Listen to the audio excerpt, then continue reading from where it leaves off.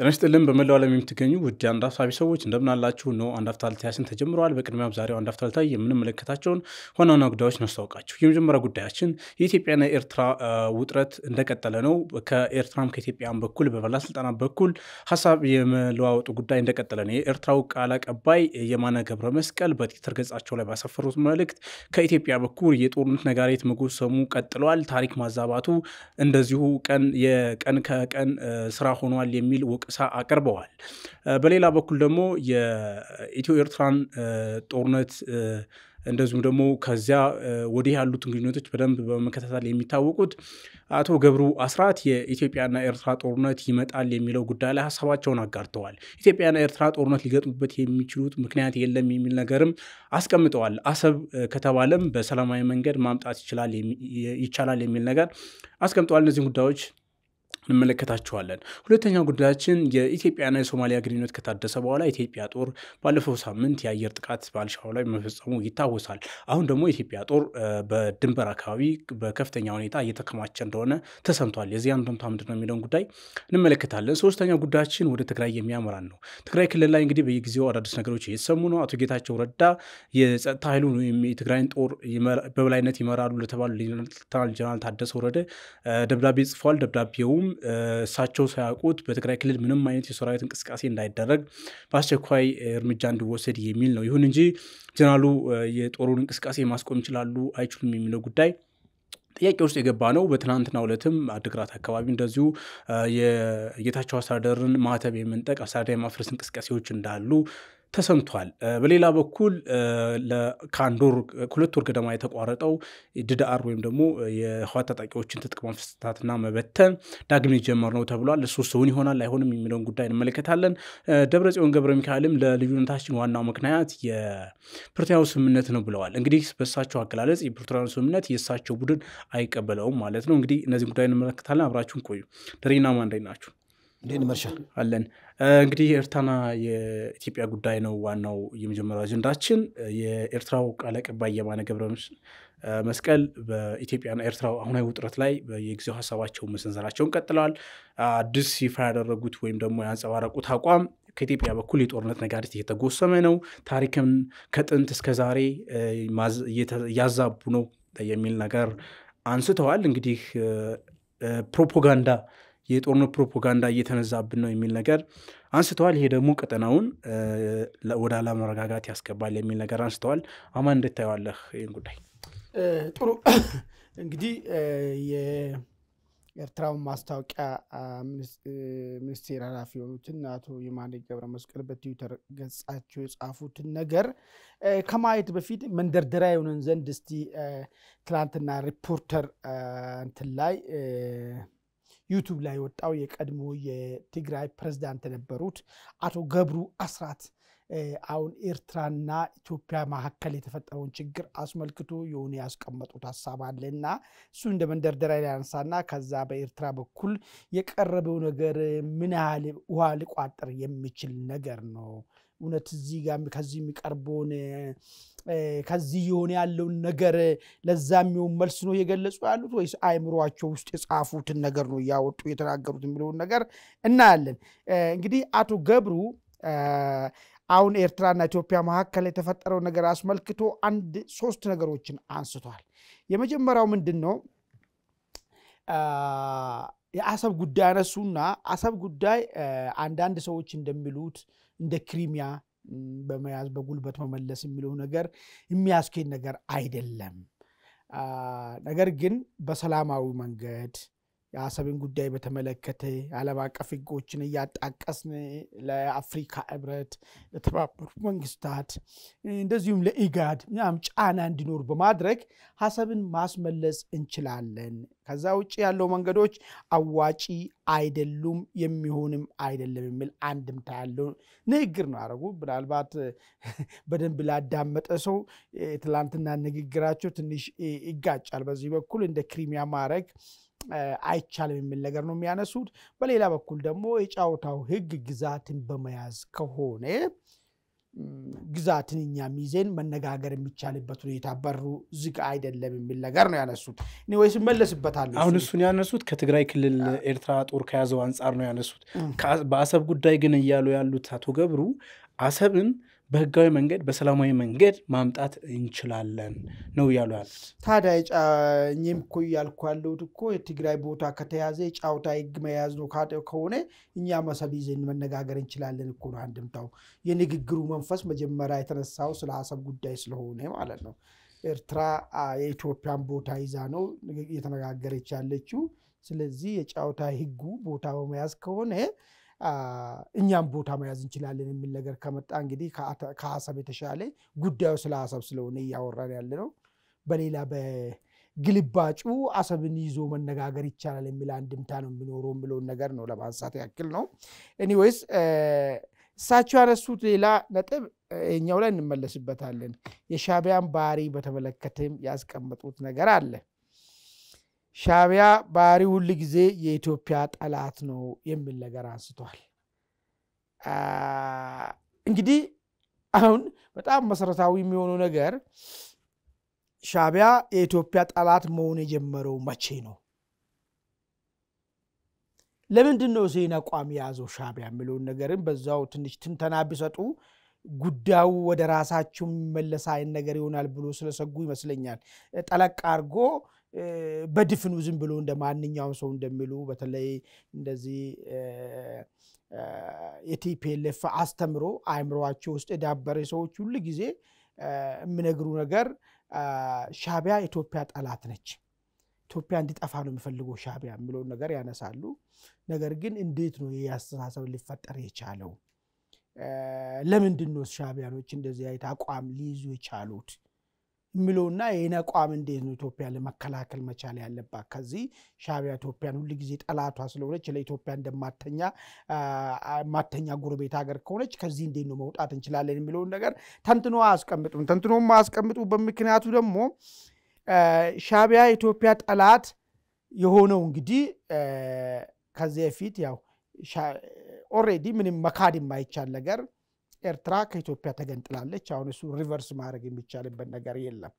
ነገር ግን ከኢትዮጵያ ለመገንጠል የሚያደርጉት ትግል መጀመሪያ ትግሉን ለማድረግ ሲነሱ ይዞ መጡትን ትርክት የፈጠሩት ትርክት አለ። እሱ ጋር ነው እንግዲህ ነገሩ መጀመሪያ የሚጀምረው ነገር ማለት ያ ቅኝ ግዢንን በኢትዮጵያ ውስጥ ነበር ነው በቅኝ ግዢ ደረጃ ተይዘን ነው የሚለው ነገር ነው። ይሄንን ተቀብሎላቸው አብሮ ድቤ ሲመቱ ከነበሩት ውስጥ አንዱ ህወሓት ወያኔ ነው። እንግዲህ አቶ ገብሩ የልጅነት እድሜያቸውን ያሳለፉበት ነገር ነው። ጠላትነቱ እንግዲህ መረጨው እኛ በኢትዮጵያ ውስጥ ቅኝ ተገዝተናል ከብሎ እሳቤ ነው የምነሳውና አዎ ተገዝታችኋል ኢትዮጵያ ውስጥ እናንተ ብሏቸው የነበሩ ሰዎች የነዚህን ሰዎችን ጠላትነት ጠላት አቋም እንደያዙበት ምክንያት እነሱ ራሱ ግብአት እንደሆነ አይናገሩም እዛ ጋር ማለት ነው። በትክክል በዛኛው በኩል ያለው ትንተናን ለምንድን ነው ማነሱት? እውነት በወቅቱ የነበሩ ኢትዮጵያና ኤርትራኖች መካከል ፌዴሬሽኑ ከፈረሰ በኋላ የቅኝ ግዢ ግንኙነት ነው ወይ የነበረው? እንዴት ነው ብሎ ነገር ትንተና እንድነሳ አይፈልግም። በድፍኑ ብቻ ቅኝ ግዢ ነው ብሎ ነገር።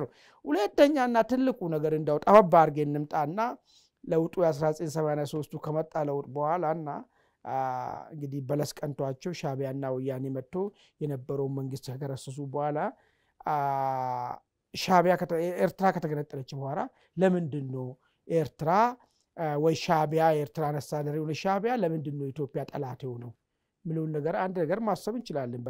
በቀጭን ቀዳዳ ካየ ነው ማለት አንደኛ ኢትዮጵያ የራሷ የሆነ ነገር እንደተወሰደባት በወቅቱ በነበሩት ኢትዮጵያ ጠል በሆኑ አስተዳደሮች አመራሮች ሀገርቷ ሲበሩ በነበሩ አንድ አገር ከዋና ከናት ሀገር ስትገነጠል እናት ሀገር ወደ ባልባውና ተገንጣይ ደግሞ ሁለት ወደ ቢዛ የሚተድበት ምንም አመክኖ የሌለበት ነገር ነው። ይሄንን የማይገባትን ነገር ተሸክማ ስለሄደች የሆነ ቀን ኢትዮጵያን ጥያቄ ማንሳቷ አይቀርም የሚል ሐሳብ ስላለ ሻዕቢያ አመራሮች ውስጥ በቀኝም ይሁን በግራም ሁሉ ጊዜ ለኢትዮጵያ ፈተና መሆን ይፈልጋሉ ይሄን ነገር ላለመስጠት።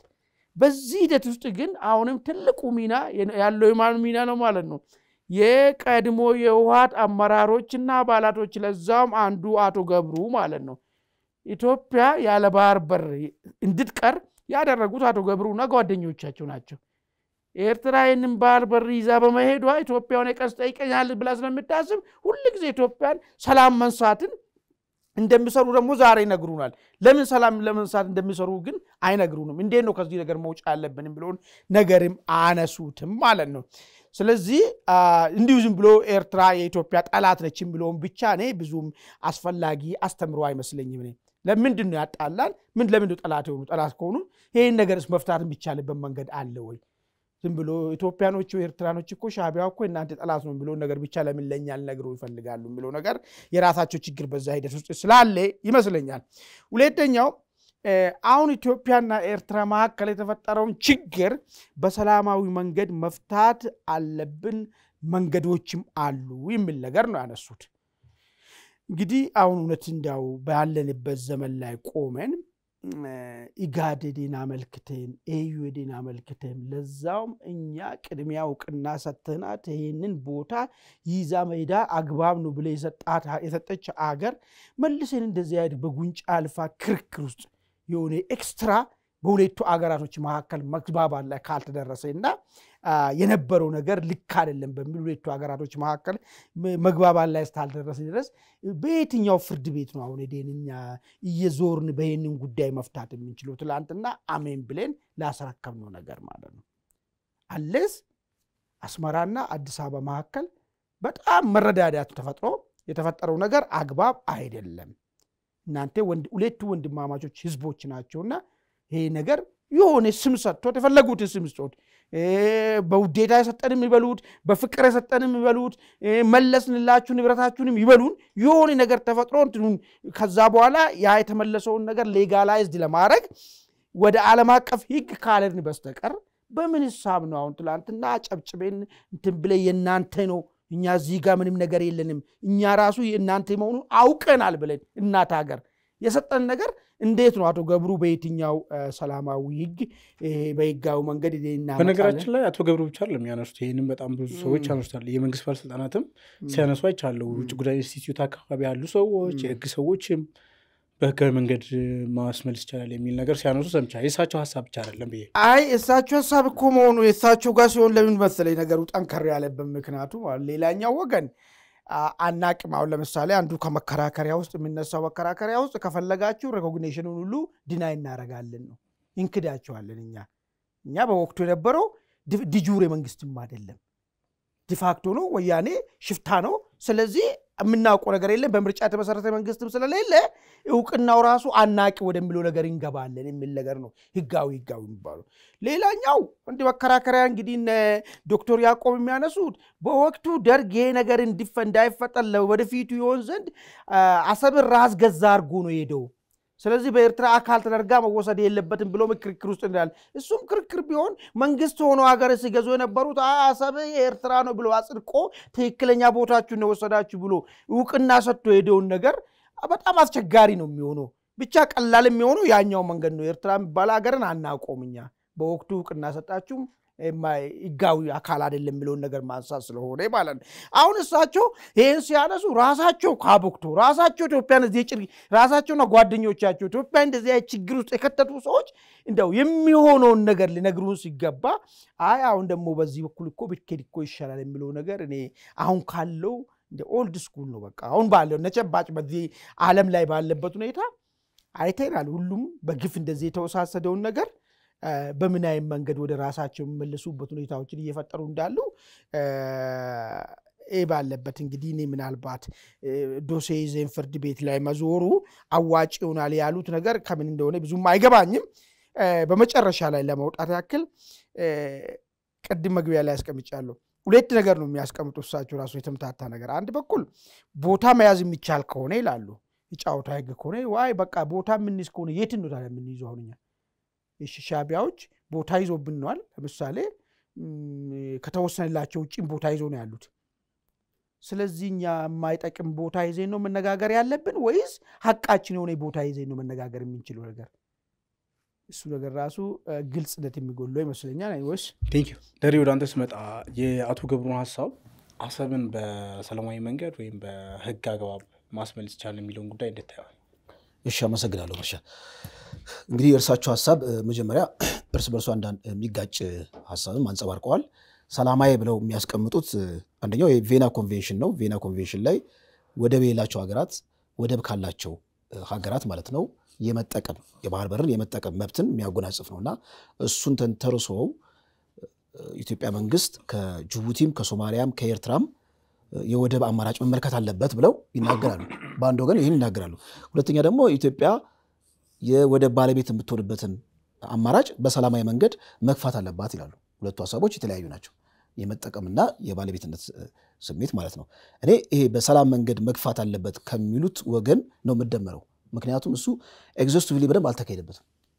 በማንኛውም አማራጭ አልተሞከረም። አዎ እንደውም ዶክተር ያዕቆብ እኮ በጣም ሲወተውት የነበረው የቀድሞ መንግስት ማለት ነው ያው በቀድሞ መንግስት ስለ አሰብ ስለ ወደብ ማንሳት ትምክተኛ የድሮ ስራ ናፋቂ ተብሎ የሚያስፈርጅ ሁናቴ ስለነበረ ነው እንጂ እርሳቸው በአደባባይ መጥተው እስቲ ያሉትን ዶክመንቶች ማለት ነው አውጥተን ኤግዞስቲቭሊ ማለት ነው በዓለም አቀፍ ህግ ማለት ነው ፍርድ ቤት እንከራከርና እንሸነፍ የሚል ነገር አንስተዋል። እና ይሞከር እስቲ እሱም መሞከር አለበት ነው። ይሄ የተሞከረ ማለት ሌሎችን አማራጮች አንጠቀም ማለት አይደለም። ሌሎቹ አማራጮች ዝግ ናቸው ማለት አይደለም። እንደያስፈላጊነቱ በካሮት ኢንስቲክ ማለት ነው በጣም ሶፍት በሆነ መንገድ በህግ ኤግዞስቲቭሊ በደንብ ሄደንበት ከዛ መጨረሻ ላይ ጉዳዩ ኢን ፌቨር ኦፍ ኢትዮጵያ ማለት ነው የማይቋጭ ከሆነ ሌሎችን አማራጮች መጠቀም ይገባል ነው የሚለው። እና በመንግስት ወገን ተቋማዊ በሆነ መልኩ ይሄንን ነገር ማለት ነው ወደፊት የመግፋት ሁናቴ እየተመለከተ አይደለም። ክሌም ማድረጉ ብቻ ነው ዲስኮርሱን ብቻ ነው እንጂ እየሰማን ያለ ነው። በእርግጥ መንግስት በቁርጠኝነት በፖለቲካ ቁርጠኝነት ይሄን ነገር ወደ ዓለም አቀፍ ፍርድ ቤት ሊሆን ይችላል ይሄንን የሚመለከተው አካል አለ በዓለም አቀፍ ደረጃ ማለት ነው እንደው ተከራክረን ተነጋግረን እስቲ እንሸነፍ ወይም ደግሞ እስቲ መጨረሻው እንመልከተው የሚሉት ወገኖች የሚያነሱት ነጥብ ነው። እና እኔም ደግፈዋለሁ የእርሳቸውን ሐሳብ ከዚህ አንፃር ማለት ነው። ሌላው የሻዕቢያን ጠላትነት እንግዲህ ደጋግመው ተናግረውታል። አማን በደንብ ስለሄደበት እኔ ብዙም አልነካውም። ያው ሻዕቢያ ጠላት ነው የሚለው እርሳቸው ባይናገሩትም ማንኛውም የፖለቲካን ሀው የሚያቅሰው የሚረዳው ነው። ሻዕቢያና ኤርትራ ህዝብ ወይም ኤርትራ አጠቃላይ እንደ ሀገር ይለያያል። ሻዕቢያ ጠላት ነው ሲባል ማሳያዎች አሉ ከሂስትሪ አሁን ካለንበት የፖለቲካ ሁነት አጠቃላይ ከሚያራምደው የታሪክ ትርክት ራሱ አንፃር ሻዕቢያ ለኢትዮጵያ ሉዓላዊነት አደጋ እንደሆነ ይሄ ማንም የሚያውቀው ነው። ነገር ግን ከሻዕቢያ ሌላ ኤርትራ የምትባል ሀገር አለች ህልው ያላት ያቺ ሀገር ለኢትዮጵያ ጠላት ነች የሚለው ነገር አያስኬድም እሱ። ምክንያቱም ኤርትራ ሌላ ተራማጅ የሆነ መንግስት በተለያየ መንገድ ሊመጣ ይችላል። ስለዚህ ወንድማማች የሆነው ህዝብ በማንኛውም መልክ ማለት ነው በጊቭ ኤንድ ቴክ ወይም ደግሞ የሰጥቶ መቀበል መርህ ሁለቱ ሀገራት የሚቆራኙበት ሁናቴ ሊፈጠር ይችላል ወደፊት የፖለቲካ መርህ ማለት። እዚሁ ጋር ተያይዞ የማነ ገብረ መስቀል የእርሳቸውን ግብረ መልስ አያይዤ ብሄድበት ጥሩ ይመስለኛል። የእርሳቸው ግብረ መልስ ላይ ትንሽ ከዚህ ቀደም አንስተነዋል። አንድ ተረትና ምሳሌ ተናግረው ነበር። መቀመጫዋ መሸፈን የማትችል ቢራቢሮ ምድርን በክንፌ ሊሸፍን ትላለች የሚል ትንሽ ስላቃዊ የሆነ አባባል ወደ መድረኩ ወርውረው ነበር ወደ ሚዲያ። ኢትዮጵያን በጣም የሚሸነቁጥ ነው እንደ ሀገርም ማለት ነው። ውስጡም ትምክት አለው ትዕቢትም አለው። በጣም አሮጋንስ የሆነ አመለካከት ነውና ይሄንን አመለካከት የዛ ቅጥያ ይመስላል። ሌላ ደግሞ አሁንም እዚሁ ላይ እንትን ላይ ማለት ነው ትዊተር ላይ ብቅ ብለው ወርወር አድርገዋል። ኤንሸንት ሚዲቪያል እና ሞደርን ታሪክን ማለት ነው ታሳቢ ያላደረገ የበረዘ እንዲሁም ደግሞ ቀጠናውን እርስ በርሱ ማለት ነው ወደ እልቂት አውድ ውስጥ ሊከት የሚችል የፖለቲካ ፕሮፓጋንዳ ወይም እንቅስቃሴ በኢትዮጵያ ወገን እየተቀነቀነ ነው የሚል ነገር አስቀምጠዋል። ታሪክን ስንመለከት ታሪክ ላይ ሜድን ወያኔ ሜድን ሻዕቢያ የሚባሉ ታሪኮች አሉ። በሚዲያ ላይ በደንብ ታውቀዋለህ። ለምሳሌ ከዚህ ቀደም ሻዕቢያዎች ናሽናሊዝሙን በጣም ለማጦዝ ኮሎኒያል ቴሲስን ነበር የሚያቀነቅኑት። ኢትዮጵያ ቅኝ ገዝታናለች የሚል ማለት ነው። ይህን ገዝተው የኤርትራ ህዝቦች ኢትዮጵያ ጋር ታግለው መጨረሻ ላይ ያው ነፃነት አግኝተዋል። አሁን ደግሞ እየሰማን ያለ ነው ኢትዮጵያ በቅኝ አይደለም የገዛችን አኔክሴሽን ነው፣ ግዛት ነጠቃ ነው። ምክንያቱም ኮሎኒያል ቴሲስን አሁንም ካቀነቀኑት ከባድ የስነ ልቦና የበታችነት ስሜት ይፈጥራል። ስለዚህ ካላቸው የትምክትና ካላቸው ደግሞ ይሄ ምንድነው የበላይነት ስሜት በእነሱ ዘሶኮልድ አሁን ኮሎኒያል ቴሲስን በልባቸው የሚጣፍ ከሆነ እርስ በርሱ ሊጋጭ ነው። ስለዚህ አኔክሴሽን ነው፣ ነጠቃ ነው። ኮሎኒያል ቴሲስ የኢትዮጵያን ታሪክ የኢትዮጵያን ጥንካሬ ወይም ደግሞ የኢትዮጵያን አጠቃላይ ስብዕና ሊያወድል ነው ወይም ሊያጎልበት ነው። ስለዚህ አኔክሴሽን ብትል ችግር የለም፣ ነጠቃ ነው። እነ ሆንግ ኮንግም እንደዚህ ሆነዋል፣ ሌሎቹም ሀገራት እንደዚህ ሆነዋል። በሆነ አጋጣሚ ነፃ ወጥተናል የሚል ነገር እና አሁንም እዚህ ጋር የማነ ገብረ መስቀልም ያስቀመጡት ጉዳይ እንግዲህ ማናቃት ኤርትራ ካለች ደግሞ ማናቀው የሰሜን ግዛት ካለ አናቅም። ያው እንግዲህ ታሪክ ሁላችንም አንብበናል ተምረናል። ብዙ እንግዲህ ከታሪክ ጋር ያለው ጠብ ምንድነው? ፖለቲከኞች ነው ታሪክን እንደፈለጋቸው የሚያውቁት እና ኢትዮጵያና ኤርትራ ያላቸውን ቁርኝት እንደው ገልበጥ አድርገን ሰነዶችን ብንመለከት በጣም ከአክሱም ኪንግደም ጀምሮ ያለውን በደንብ እናውቀዋለን ማለት ነው። እና ኤርትራ መቼ ሀገር ሆና እንደ ሀገር ለአቅመ ሀገር የበቃችው እንዴት እንደሆነ በጣም ግልጽ የሆኑ መረጃዎች አሉ።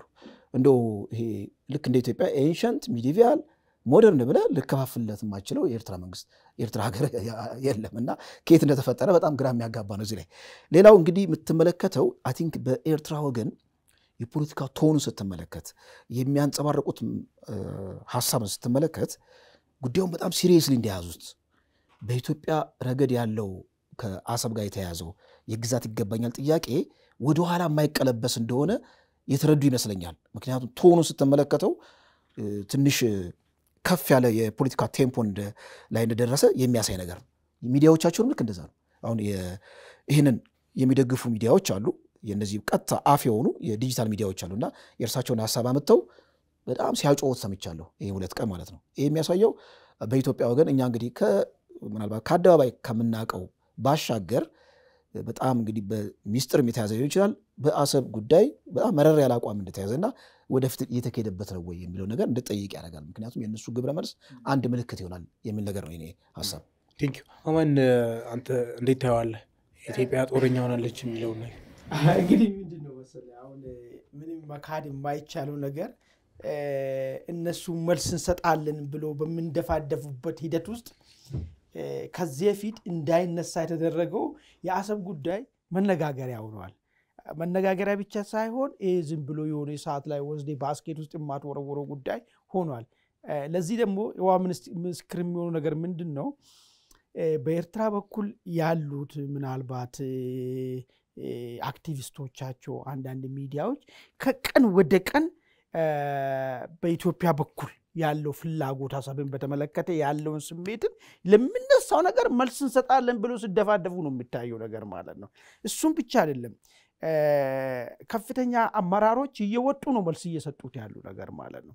ሉክ አሁን የተፈለገው ነገር ምንድነው? መጀመሪያ ላይ ማለት ነው በኢትዮጵያ በኩል እንደሚገባኝ ከሆነ ይሄንን ጉዳይ አንድ ትውልድ እንዲያቅ፣ ሁለተኛ ነገር ደግሞ ይሄንን ትውልዱ ያለውን ጥያቄ እንድታወቅ ነው መስለኛል። አሁን እንደምናስበው ቀጥታ ሄዶ ጦርነት ጀምሮ ምናምን እንደዚህ ለማድረግ ምናምን ነገር አይመስልኝም።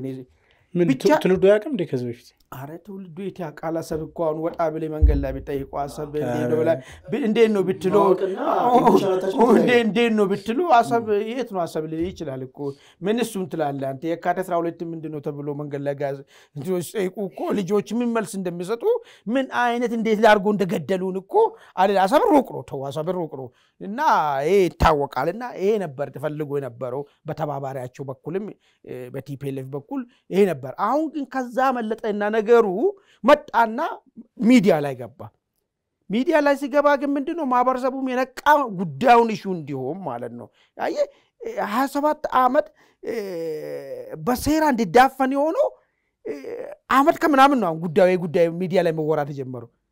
አያል የሆነ ነገር ደብቀ እንደማይችልና ማጥፋት እንደማይችል አሁን ግን ማንንም ኤቭሪባዲ አዌር ሆኗል። የሚገርም እኔ የሆነ ቦታ ላይ እኔ ድንገት የሆነ ወጣቶችን አዩ ሌተስት 21 22 ዓመት ምናምን ይሆኑና አላዩኝም እንደዚህ ቁጭ ብሎ ዲስከስ ያደርጋሉና ስለ አሰብ ያወራሉ። በጣም ነው የገረመኝ። የሚገርም ነገር አለ ወይ በዚህ ዘመን እንደዚህ ለምን ስለማውቁ ማህበረሰብ ውስጥ ማለት ለዚህማ ለባህራችን እንሞታለን እንሰዋለን ይሄ ፈጥር ያለ ነገር የሚገርም ነገር ማለት ነው። ለዚህ ባህር እናልቃለን ሞታለን እኔ ነኝ መጀመሪያ ዘማች ባባላሉ ቁጭ ብሎ ሻይ ይጠጡ ነው። የሚገርም ነገር አየ በቃ ይሄ ነው ፈለገው ነገር ማለት ነው። አየ ይሄ ነበር ያሳጡን። ስለዚህ ይሄ ሚዲያውን የሰራለው ነገር ይሄን ነው። በነዛ በኩል ግን ይሄ ነገር በቃ አሁን ጭንቅ ፈጥሯል። ለዛው ነው እየመጡ አንዴ እናንዚ ይፈረተ ሌላቸው ይሉናል። ማፈረስ ካለባቸው እነሱ ይፈሩ። ሰው ንብረት ይዞ ሄዶ ያላፈሩት ማለት ነው። አሁን ጽሁፉ ራሱ በጣም እኮ የሚያሳፍር ነገር እኮ ነው እኮ። አንዴ ከየት የመጣ ታሪክ እንደሆነ ይድም እንደረጀና በጣም ነው ያሳቀኝ። ኤንሸንት ሚዲቫል ሞደርን ብሎ አሁን ኤርትራ እንደዚህ ታሪክ አሎ ወይ እንደዚህ ታሪክ እንደዛ ምናምን አይን ነገር ብሎ እንትላሉ ኤኒዌይስ ብቻ ምንድነው አሁን በውስጣቸው ሲታይ ከውጭ የሚያረጉት መንደፋደፍ በውስጣቸው ስጋትና ሽብር ውስጥ መግባታቸው ነው ጥሩ ነው ይሄ ስጋትና ሽብር ወደ ሌላ መሄድ ሳይሆን ልካቸውን አውቆ ወንድሞቻችን ናችሁና በምን መንገድ እንፍታም ብሎ ለማራጭም አይምሮአቸው ሊያፈልቅም ይችላል የሚል ስጋት እንት ተስፋ አለኝ እኔ አይምሮ ውስጥ ማለት ነው ለምን ነገሩን ሲያዩት ጉልበቱ ነገር ተወሱ ባናወራ ነው የሚሻለው ዱቢሶቻችን ወደ ሁለተኛ ጉዳያችን እናልፋለን ሁለተኛ ጉዳያችን የኢትዮጵያና የሶማሊያን ጉዳይ የተመለከተ ነው ኢትዮጵያና ሶማሊያ እንግዲህ ከአንድ አመት ውጥረት በኋላ የግንኙነታቸውን አድሰው አሁን ላይ የጋራ ትብብሮችን ያደረጉ ነው በተለይም አልሸባብን ከመዋጋት አንፃር የጦር ትብብሮችን ጭምር ያደረጉ ነው ባለፈው ሳምንት የኢትዮጵያ አየር ኃይል አልሸባብ ላይ የአየር ጥቃት መፈጸሙ ተሰምቷል አሁን ደግሞ የኢትዮጵያ ጦር ድንበር አካባቢ ሰፍሯል የሚል ነገር ተሰምቷል ይህ የተሰማው እንግዲህ አልሸባብ በሶማሊያ መቋደሽን ጨምሮ ዙሪያዋን ከበባ ውስጥ በማስገባት የተለያዩ ጥቃቶችን በተለያዩ አካባቢዎች ላይ እየፈጸመ ነው የሚል መረጃ በተሰማበት አጋጣሚ ነው እንግዲህ ኢትዮጵያ ጦር ወደ አካባቢው ለመንቀሳቀስ ድንበር አካባቢ ላይ ሰፍሯል ባለው ይሄ ጉዳይ ምን እንደምታለው የሚለውን ጉዳይ እንመለከታለን ደሪ ላንተ ድልስጥና ዚሁ ጋር እንግዲህ ኢትዮጵያና ሶማሊያ ውጥረት ላይ ነበሩ እንግዲህ አንዳቸው ላይ ያልሆነ ነገር ምንድነው ዲፕሎማሲያዊ ግንኙነት ራሱ ተበጥሶ ነበር እስከ ጥቅ ድረስ አሁን ታድሶ እንደገና አልሸባብን ለመዋጋት የጦር ትብብር ጭምር ያደረጉ ነው እንግዲህ አልሸባብ ከኢትዮጵያ ጥቅም አንፃር የሚጻረር አቋም ያለው ስለሆነ አሁን ደግሞ ሞቃዲሾን ጭምር በ30 ኪሎ ሜትር ርቀት ላይ ከበባ ውስጥ አስገብቷል የተለያዩ ከተሞች ላይ ጥቃት ፈጽሟል የሚሉ መረጃዎች እየሰሙ ነው የኢትዮጵያ ጦር ወደዛው አካባቢ ገብቶ አልሸባብን ለመዋጋት ወደ ድንበር አካባቢ ተንቀሳቅሷል እየተባለ ነውና ይህን ጉዳይ እንዴት ታያዋል እሺ ያው ኢትዮጵያና ዋናዋ ሶማሊያ ማለት ነው ያላቸው ግንኙነት እንግዲህ በየጊዜው ማለት ነው ከዚህ ከሽብርተኝነትን ከመዋጋት አንፃር የኢትዮጵያ አስተዋጽኦ በቃላት የሚገለጽ አይደለም ምናልባት እዛ አካባቢ አንድ የሽብርተኝነት ቡድን በጣም ከፈነዳ ለኢትዮጵያ አይደለም ለቀጠናው አይደለም ለዓለም ራሱ አስጊ ነው ስለዚህ ዓለም ሁሉ አይኖች ወደዚህ ወደ ምስራቅ አፍሪካ የሽብር እንቅስቃሴ ላይ እንደሚያተኩሩ የታወቀ ነገር ነው አሁንም የትራምፕ አስተዳደር ወደ ስልጣን ከመጣ በኋላ በስስት የሚያየው የዚህ የቀጠናውን ጉዳይ እና አልሸባብና አይኤስአይኤስ እንዲሁም ሌሎች በሽብርተኝነት የተፈረጁ ኃይሎች ማለት ነው ቀጠናውን እንዳይረብሹት ትልቅ ትኩረት የሚያደርጉበት ነውና ከዛ አንፃር የኢትዮጵያ መንግስትም አይ ቲንክ ትልቅ አድቫንቴጅ የሚያገኝ ይመስለኛል ምክንያቱም ከሶማሊያ ጋር ከወራት በፊት በነበረን ቆርቋሱ በነበረን ልዩነት ምክንያት ኤርትራ ሶማሊያና እንዲሁም ደግሞ ግብጽ የፈጠሩት አንድ አሊያንስ ነበርና ያ አሊያንስ ኢትዮጵያን ሲከባት ነበር ዙሪያውን ትልቅ የሰርቫይቫል ኦልሬዲ ትሬት ሆኖ ነበር እና አሁን አንደኛው የኤርትራ ወይም የሻዕቢያ ክንፍ ወደ ኢትዮጵያ አሊያንስ ክሬት ማድረጉ ያ ተፈጥሮ የነበረውን አክሲስ ማለት ነው የሰበረው ሆኗል በኢትዮጵያ ወገን ደግሞ ትልቅ አድቫንቴጅ ኦልሬዲ እየተገኘ ነው የሚል ነገር ነው እንግዲህ አሁን ድንበር አካባቢ ተከማቸ የተባለው ግዙፍ የኢትዮጵያ ጦር አልሸባብ እንደምታውቀው ክሌም የሚያደርገው ሶማሊያን ብቻ አይደለም የአልሸባብ የሚፈጥረው መንግስት ልክ የአይኤስአይኤስ የሚባለው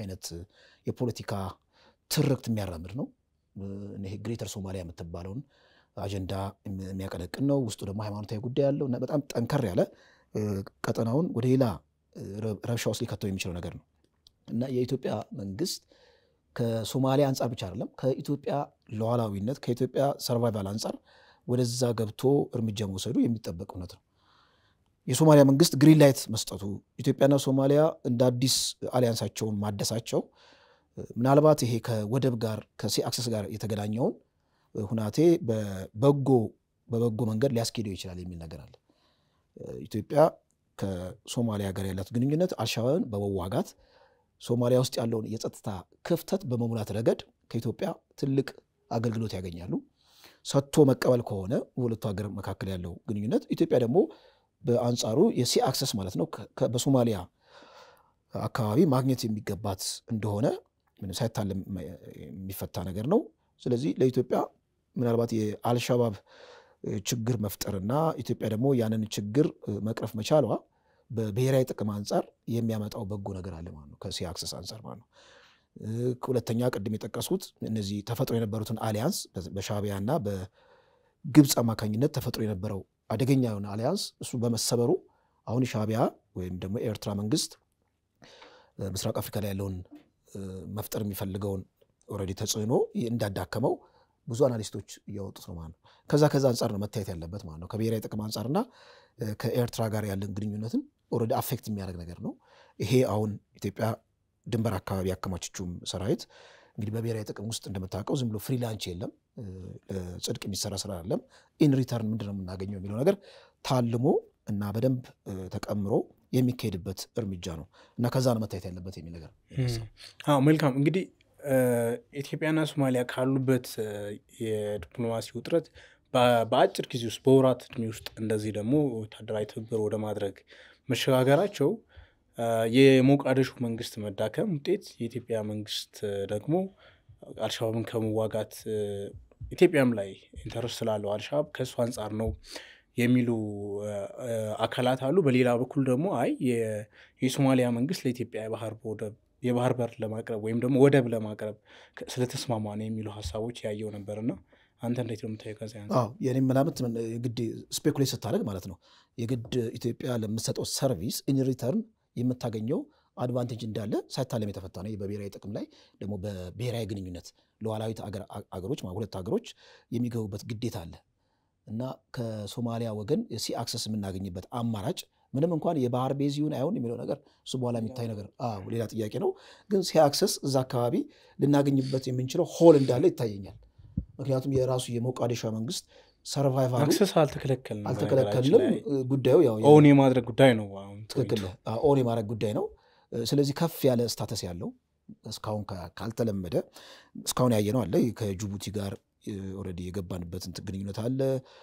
ሌሎች ሀገሮችንም እናማትራለን። ነገር ግን ከሶማሊያ ጋር ስፔሻል በሆነ መንገድ ተገናኝተን የስፔሻል የሆነ ግንኙነት ተፈጥሮ ከፍ ያለ ስታተስ ያለው ምናልባት በ99 ዓመት ሊዝ የሚሉት ነገር አለ። አንዳንድ የሚጠቅሱት ሶማሌላንድ አካባቢ እንደተደረገው አይነት ልክ እንደዚህ አይነት የምናገኝበት አማራጭን ቴብል ላይ ማስቀመጥ አለብን ነው። ዝም ብለህ አይደለም ሰርቪስ የምትሰጠው። እዛ ህይወት ይገበራል፣ ብዙ ስራዎች ትሰራለህ። የሀገሩትን ሰርቫይቫል በእኛ ጸጥታ እጅ ላይ ከወደቀ እኛም ያን አድቫንቴጅ ማግኘት አለብን። ደግሞ ትልቁ ጉድ ኒውስ ምንድነው? ትራምፕ እንደምታውቀው በጣም ዊርድ ፐርሶናሊቲ ያለው ነው። ዊርድ የሆነ ዲፕሎማሲ ነው የሚከተለው።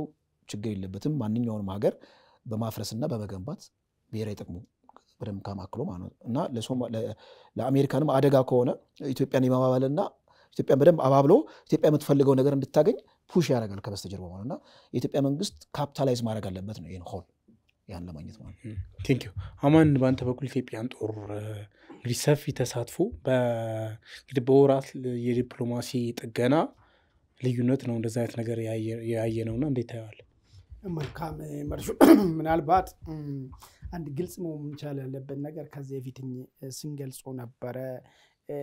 በሞቅታ ውስጥ ገብቶ ሐሰን ሼክ መሐመድ አስመራ ሲመላለሱ፣ ካይሮ ሲመላለሱ፣ ነገር ግን ብዙ አስተያየት ሰጪዎች ሲገልጹ የነበረው ነገር ትልቁ አስመራም ሆነ ካይሮ ለሶማሊያ ልታስታግስለት የማይችለው አንድ አልሸባብ የሚባል አደገኛ ኃይል እዛ ጋር እንዳለ ይታወቃል።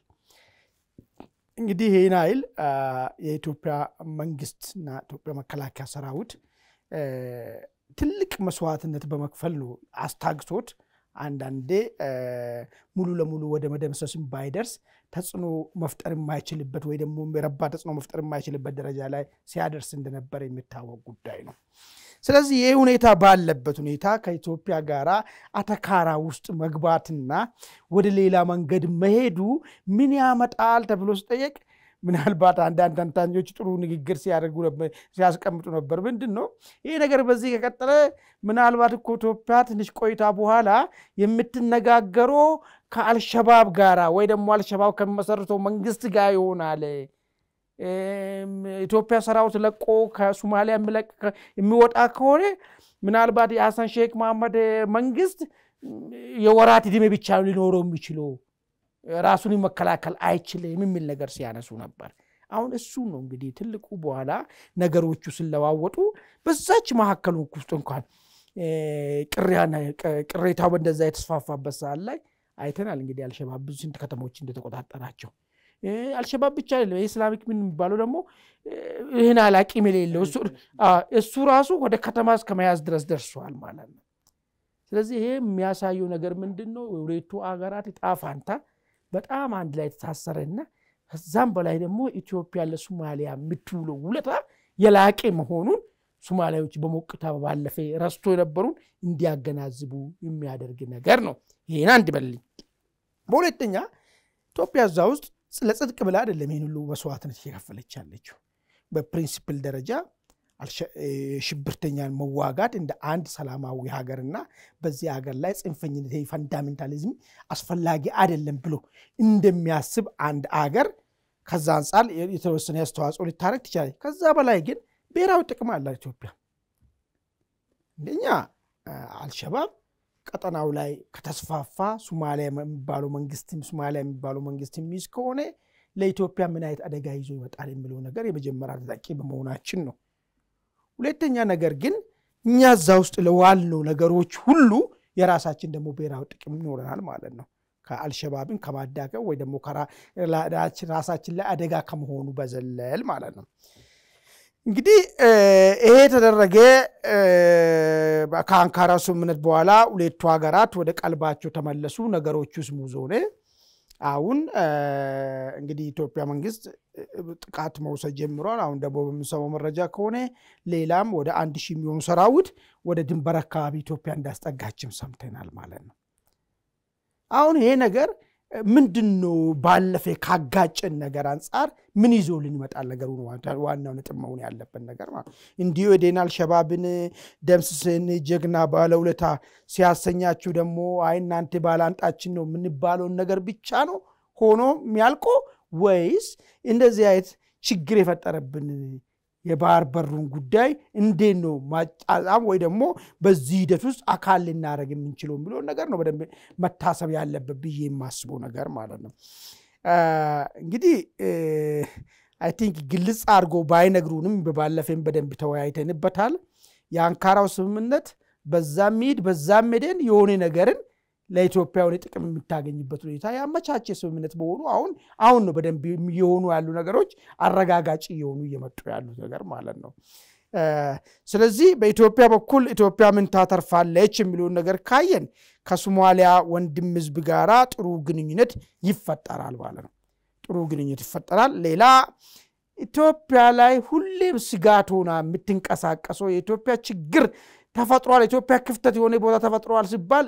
ቦታው ድረስ መታ ችግር የምትፈጥረው ግብጽ አሁን እንግዲህ አቂሟ እያነሰ የሚሄድ ወይ ደግሞ ተጽዕኖ መፍጠሯ እያነሰ የሚሄድበት ሁለቱ ሀገራት ሶማሊያና ኢትዮጵያ ጥሩ ግንኙነት ውስጥ ከተመለሱ ወደ ቀደመ ሁኔታቸው ተመልሶ አብሮ አልሸባብ ላይ ጥቃት መውሰድ ሁኔታዎች ተጠናክሮ የሚቀጥሉ ከሆነ የግብጽ በሶማሊያ ውስጥ የሚኖረው ሚና እዚህ ግባ የሚባል ነገር አይሆንም ይሄ ማለት ደግሞ የግብጽ የሚፈጥረው ስጋት ለኢትዮጵያ ይቀንሳል ማለት ነው በሶስተኛ ደረጃ የወደብ ጉዳይ እንግዲህ መፍትሄ ያገኛል ማለት ነው እንግዲህ ታይትሉን አናቆም ምን ብሎ ሊሰጡን ይችላሉ ሚሊዮን ይችላል ምናምን እሱን ምናቆ ነገር የለም ነገር ግን አንድ እርግጠኛ መሆን የምንችለው ሶማሊያ ጋር ያለን ግንኙነታችን በዚህ ደረጃ ከተስተካከለ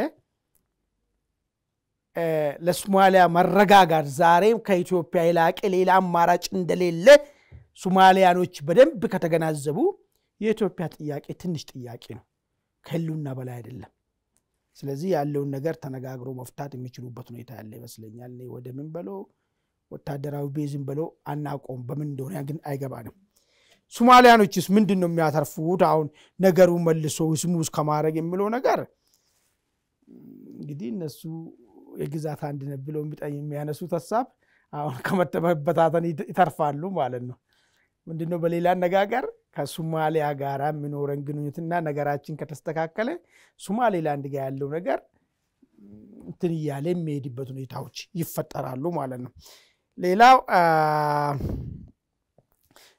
አልሸባብ መጀመሪያ ላይ እንዳስቀመጥኩት አልሸባብ ኢትዮጵያ ሰራዊት እስቲ አልዋጋም ብሎ ቢመለስ አልሸባብ በጥቂት ጊዜ ውስጥ ሶማሊያ ሙሉ ለሙሉ ሊቆጣጠሩ የሚችልበት ሁኔታዎች ሁሉ ሊፈጠሩ ይችላሉ ስለዚህ ከአልሸባብ ስጋትም ነፃ ይሆናሉ ማለት ነው ግን ትልቁ ነገር አሁን ይሄኛ ሁለቱ ሀገራት መካከል የሚፈጠረው ስምምነት ሌሎች ነጫፋሪዎች ላይ ምንድነው የሚፈጥረው ነገር ነው የምንለው። በጣም በሚያሳዝን ሁኔታ ይሄ ምንድነው የአስመራው ስምምነት የሚባለው አለ አይደል? ሶስቱ ሀገራት ማለት ነው ግብጽ፣ ኤርትራና ሶማሊያ።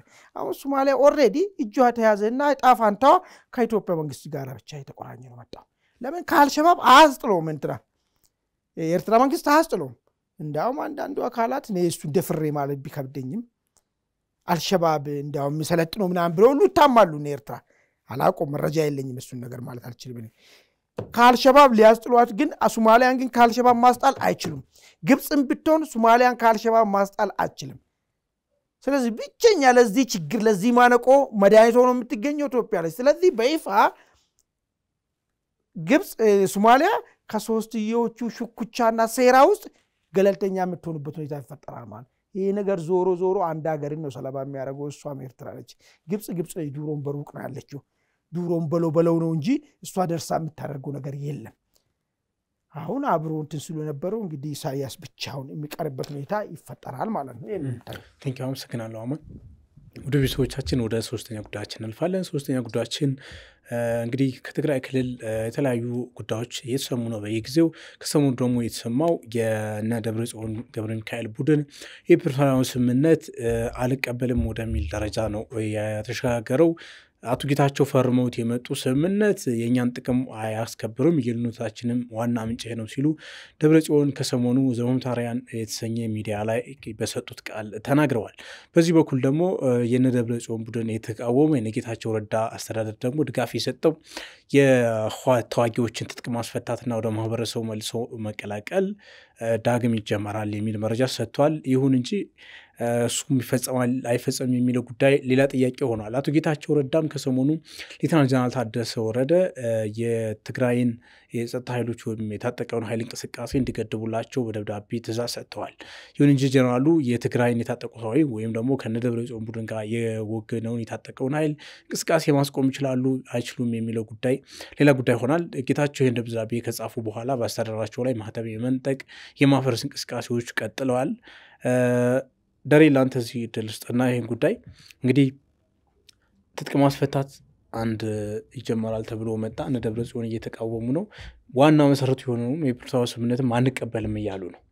እዚህ ጋር ደግሞ እነ ጌታቸው እንግዲህ ይፈጸማል አይፈጸም ጀነራል ታደሰ ወረደ እባክዎ ያስቆሙልኝ እንቅስቃሴውን እያሉ ነው። ነገር ግን ነገሮች ጌታቸው ምንድነው ምን የሌለው እንትን የሆኑ ይመስላል። አሁን ባለው ሁኔታ ይሄን አድርጉልኝ ይላሉ፣ አይደረግላቸው። መቀሌ ላይ እንኳን የመንግስትን ቁመና አጥተዋል። በአንጻሩ ደብረጽዮን ቡድን ደግሞ የታጠቀውን ኃይል ስለያዘ አቅሙን እያሳየን ሄደውና እንዴት ታያዋለህ አሁን ያሉትን ደብረጽዮኖች? ብዙ ጊዜ ከትጥቅ መፍታት ጋር በተያያዘ የቲፒኤልኤፍ ደጋፊዎች ሚዲያ ላይ ሲናገሩ አንድ ያስተዋልኩት ነገር ነበረ። መንግስት ራሱ የቲዲኤፍ የሚባለው ወይም የትግራይ ውስጥ ያለውን የታጠቀውን ኃይል ማለት ነው ትጥቅ እንዲፈታ አይፈልግም አሉ። ለምን የሚለውን ሐሳብ ሲጠየቁ ምክንያቱም እዛ ሊፈጠር የሚችለውን የጸጥታ ክፍተት ሊሸፍን የሚችለው ያ የታጠቀ ኃይል ነው። ደግሞ እንደያስፈላጊነቱ ከጎረቤት ሀገር ከሻዕቢያ ሀገር ያለውን ሽኩቻ ከፍ ብሎ ወደ ግጭት የሚያመራ ከሆነ የተወሰነ ከፋዩ ለመንግስት ሰፖርት ሊያደርግ ይችላል ብለው የሚያስቀምጡት አሉ። እንዲሁም ደግሞ አማራ ክልል ካለው የፋኖ ታጣቂ ጋር ልክ እንደ መጠባበቂያ ወይም ደግሞ ይሄ እዛ አካባቢ ልክ እንደ ጋርዲያን መሆን ይችላል ብለው የሚያስቀምጡ አሉና ከዛ አንጻር ብዙ ኮንስፓይሬሲ አለ ከዲዲአር ጋር በተያያዘ። በእርግጥ በትክክል ትጥቅ ይፈታል አይፈታ የሚለው ነገር ከመንግስት ወገንም ጥርጣሬያቸውን የሚሰረዝሩ አሉ፣ ከወያኔ ብቻ ወገን ሳይሆን ማለት ነው። አንድ ይሄ ነው። ሁለተኛ እንግዲህ ከዶክተር ደብረጽዮን ሐሳብ እንደተረዳ ነው ፕሪቶሪያ ስምምነት ምንም እንኳን እኛ ከወራት በፊት ኦልሬዲ ፕሪቶሪያ ስምምነት አብቅቶለታል በፕሪንሲፕል ወረቀት ላይ በሰፈረው መመሪያ ወይም ደግሞ ዘለ በተቀመጠው ድንጋጌ በደንብ አድርገን አንድ ባንድ ስንመለከት በቃ ፕሪቶሪያ ስምምነት አብቅቶለታል፣ ውሸት ነው፣ ወረቀት ደረጃ ነው ያለው ብለን ከወራት በፊት ይሄን ነገር ስናገር ነበረ። አሁን ግን ያው እርሳቸው በአደባባይ በቃ ኦልሬዲ ምን አደረጉት? አንደር ላይ አደረጉት። ፕሪቶሪያ ስምምነት የሚባለው ነገር ውሸት ነው፣ እንደውም ሃይጃክ ለማድረግ የትግራይ መንግስት ሃይጃክ ለማድረግና ፓፔት የሆነ መንግስት ለመፍጠር የፌዴራል መንግስቱ የ4 ኪሎ ተላላኪ ኤጀንት ለመፍጠር ነው እንጂ ያገለገለው የትግራይን ጥቅም ያማከል አይደለም የሚል ከዚህ ቀደም በኮሪደር የሚወራውን በአደባባይ ተናገሩ ማለት በድፍረት። የልዩነታችን ምንጭ ይሄ ነው አሉ ከጌታቸው ረዳ ቡድን ጋር። እንግዲህ በፊት የነበረው የልዩነታቸው ምንጭ የትግራይ ሉዓላዊ ግዛት የሚሉት ነገር አለ። አንደኛው በኃይል ቶሎ እናስመልስ ይላል፣ ሌላኛው ደግሞ አይ ተነጋግረን በሰላም እናስመልስ የሚል ነበር። እና ዋነኛ የልዩነታቸው ምንጭ ከትግራይ ሉዓላዊ ግዛት ከሚሉት ጽንሰ ሀሳብ ነበር። አሁን ጭራሽ ከራሱ ከፕሪቶሪያ ስምምነት መሆኑ ውሎ አድሮ የማይሰበር ምንድነው የማይጠገን ስብራት ነው ያለው በእነዚህ አንጃዎች መካከል ብሎ የሚተቹ ሰዎች ወይም ደግሞ ሀሳብ የሚሰጡ ሰዎች የእነሱን በደንብ አድርጎ የሚያረጋግጥ ነገር ነው። እዚሁ ጋር እንግዲህ አቶ ጌታቸው ረዳ እንዳልከው ተማጽኖ አቀረቡ በደብዳቤ የሚለው ዞሮ ዞሮ ምንም አቶ ጌታቸው ረዳ ፓፔት በቃ የትግራይ ክልል መንግስት እንደው ዝም ብለው ጊዜያዊ አስተዳደር ፕሬዚዳንት ተባሉ እንጂ ዋነኛ ጥርስ ያለው እዛኛው ኦልሬዲ ይሄ የታጠቀው ኃይል ላይ እንደሆነ በደንብ በአደባባይ መመስከር ይቻላል። ከዚህ ከነ ደብረ ጽዮን ወገን ያሉ አንዳንድ ወታደራዊ አመራር በድፍረት ማለት ነው በአደባባይ ወጥተው ሀገረ ትግራይን እንመሰርታለን። እንደውም የቀድሞ የሜቴክ ባለስልጣን ምን ብለዋል? ለሸዋ ክንፈዳኛው የሸዋን ስንዴ ማትለምን ሀገረ ትግራይ በቅርቡ እናደርጋለን የሚል ነገር ተናግረዋል። እንግዲህ የነ ደብረ ጽዮን ቡድን በጣም ትልቅ ኢሉዥን ውስጥ ያለው አይደለም ሀገረ ትግራይ ሀገረ ኤርትራ እንኳን አደጋ ውስጥ ገብታለች፣ ምንም ነገር የላት ማለት ነው። እና እንዴት እንደሚያስቡ ግራ ነው የሚገባኝ አንዳንዴ። ፖለቲካ እኮ ማለት the art of possible ነው የሚባለው አይደለ? ተጨባጭ ሁነትን የምታሳካበት ጥበብ ነው ፖለቲካ ማለት። ተጨባጭ የሆነ ነገር አታሳካምና ሳይንስ ፊክሽን አይደለም ፖለቲካ። እና ሀገረ ትግራይ ማለት ሳይንስ ፊክሽን ነው። እንዴት ይሆናል የሚሆን ነገር? እና ይሄን ነገር በአደባባይ ወጥተው ሲያወሩ ትንሽ ኢሉዥኑ ገርሞኛል። እና አቶ ጌታቸው ረዳ በአንጻራዊ ትንሽ ተራማጅ ይመስላሉ። ምንም እንኳን በጦርነቱ ጊዜ ያራመዷቸው ዲስኮርስ ያራመዷቸው ናሬቲቭ በጣም ቶክሲክ እና ህዝብን ከህዝብ የሚያጋጭ ቢሆንም አሁን ግን አቶ ጌታቸው ረዳ አንጻራዊ በሆነ መልኩ ከነዛኞቹ ቡድን ከስተታቸው ተምረው በአደባባይ ጥሩ ነገር ሲናገሩ ትመለከታለህ። እና የትግራይ ፖለቲካ ውል አልባ ሆኗል። ያው ውሉ ምንም አይታወቅም። በየጊዜው ዛቻ ከአንደኛው ወገን ይሰነዘራል፣ ሌላኛው ደግሞ ድረሱልኝ ይላል።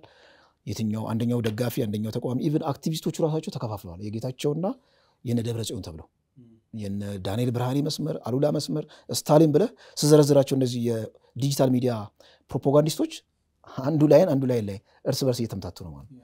እና ባቢሎናውያን ሆነዋል። ቋንቋቸው ድብልቅልቆ ወጥቷል ማለት ነው የቲፒኤልኤፍ ደጋፊዎች።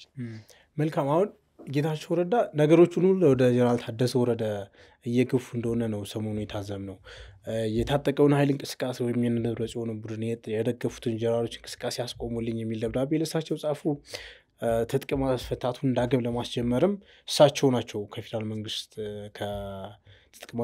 ከመልሶ ምንድነው መልሶ ማቋቋም ኮሚሽን አይደለ የሚባለው ከሱ ኃላፊዎች ጋር ምናምን የተነጋገሩት እና የተስማሙት። አሁን ጀነራሉ ጌታቸው ስጧቸውን ትእዛዝ ማስፈጸም ይችላሉ። የደብረ ጽዮንን ቡድን የታጠቀውን ኃይል እንቅስቃሴ ማስቆም ይችላሉ።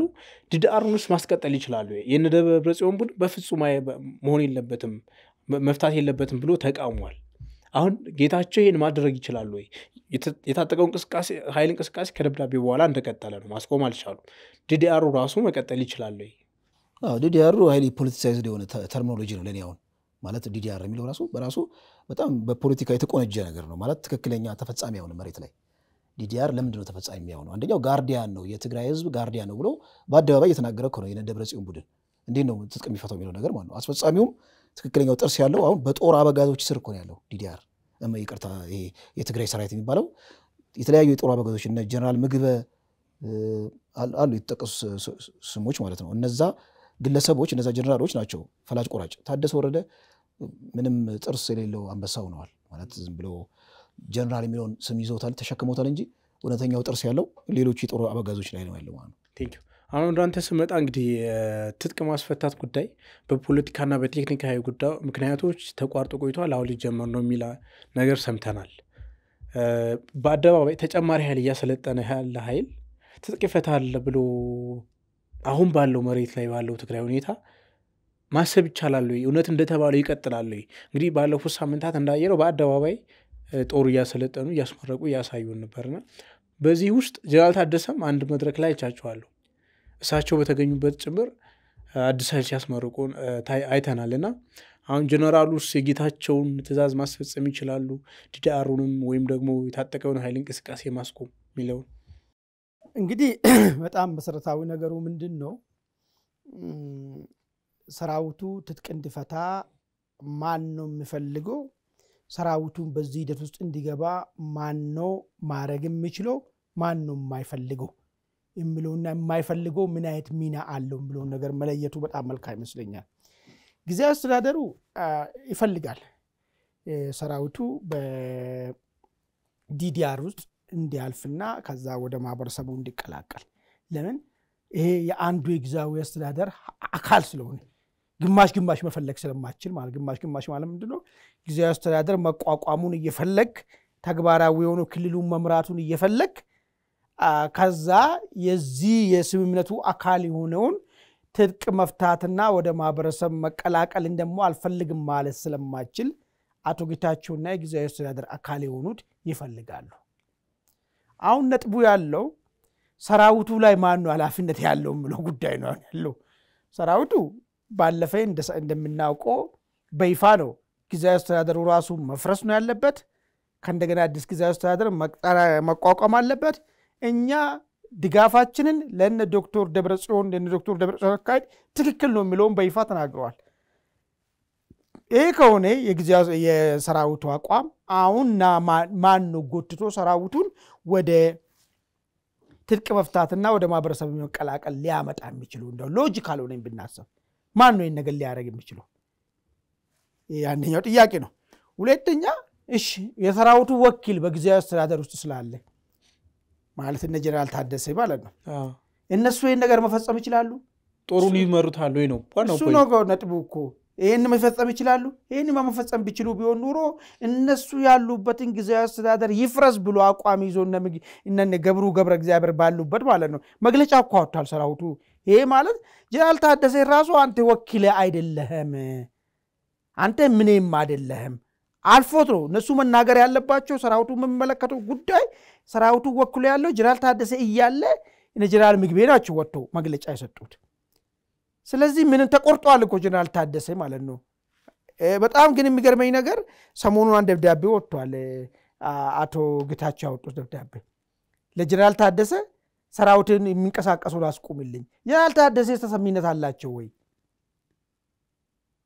ማን ነው ሰምቷቸው እንቅስቃሴ የሚገደብ አካል አለ ወይ በውስጣቸው ራሱ ጀነራል ታደሰ ለራሳቸው ኤግዚስታንስ ኢንትልስሉ የሰራዊቱን አቋም ሊይዙ ሊገደዱ ይችላሉ አናቆም እሱ አይ አልፎም ቢሆን የነሱን አቋም ሲያንጸባርቁ አይተናል አይ ወደፊት ሙሉ ለሙሉ ለምን ያለዛ አንድ ተራ የሆነ ጦር ታወጣ ጀነራል ሊሆኑ ነው እኮ የሰራዊቱን አቋም ካልያዙ እንደዛ ነው የሚሆኑ ስለዚህ ሰራዊቱ ወደዚህ ማምጣት ስለማይችሉ ራሳቸው ነው ወደ ሰራዊቱ አቋም የሚሄዱት ማለት ነው ስለዚህ እኔ ምንም እንትኑ የሚታየኝ ነገር የለም ያውኔ ዲዲአሩን እንጀምራለን ምናን የምትለው ነገር ጫውታ ነው እነዛ እኮ ለጦርነት እኮ የተዘጋጁ እኮ ነው እኮ ምን ነው ትጥቁን እንፈቱልህ ምታስፈታ ከሆነ ይሄን ቡድንን ለጦርነት የተዘጋጀ ያለውን ቡድን ወይ አሳምነ ወይ አስገድደ ስትመጣ ነው ትጥቁን ማስፈታት የሚችለው የሁለቱ ባልሆነበት ሁኔታ በምን ሐሳብ ነው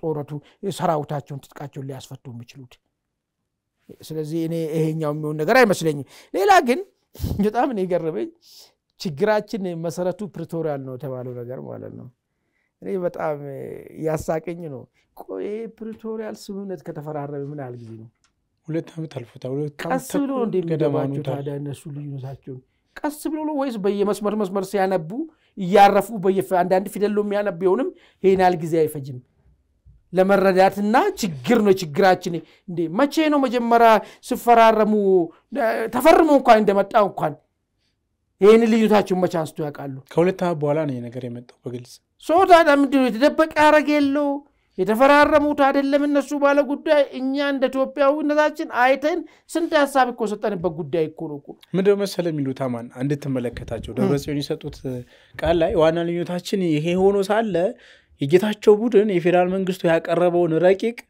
አወዛጋቢ ቦታዎች የሚል ነገር እኛም ፈልግም ነበር እሱ ተቀበለ